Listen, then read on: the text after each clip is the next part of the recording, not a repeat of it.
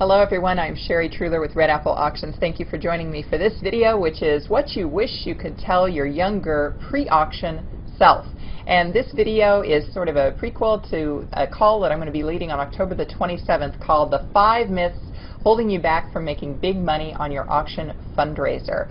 I know that after hours and hours of research that I've had breakfast and lunch with different auction chairs, that they've told me what they wish they would have known when they started to plan their event. And you're probably in that same situation, aren't you? It's like, gosh, there's got to be a better way of doing these things. What are the tricks? What have other people learned? I don't want to go through the same learning curve. I want to jump ahead. I want to leap to the front. Well, that's what this call is designed to help you to do, to get some information from people who've been through it once, if not multiple times, about what they wish they could have told their younger pre-auction self before they got started.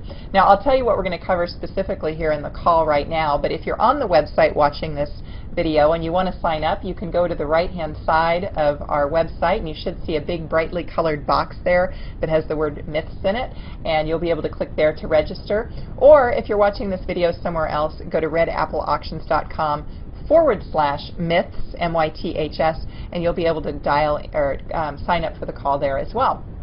So what we're going to be covering, again, the call is called The 5 Myths Holding You Back from Making Big Money at Your Auction Fundraiser. The first thing we are going to cover are those 5 misconceptions that auction chairs say that they had going into an event. And you know, sadly, a couple of these myths are actually spread by the nonprofit themselves. Not good there.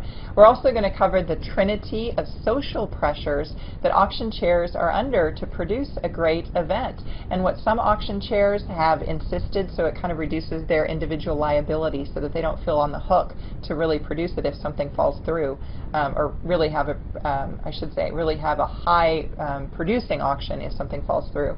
I'm also going to share the one word that's most often described by auction chairs to articulate what they felt in the experience.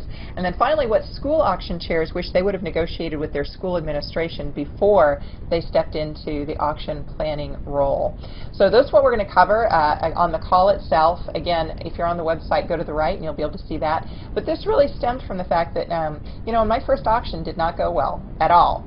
And on the drive back home, I was crying, I was very upset, and I thought, you know, this isn't fun, and I got into this because it was going to be fun. And at the time, it was a part-time job, and I was really considering whether or not I should move forward.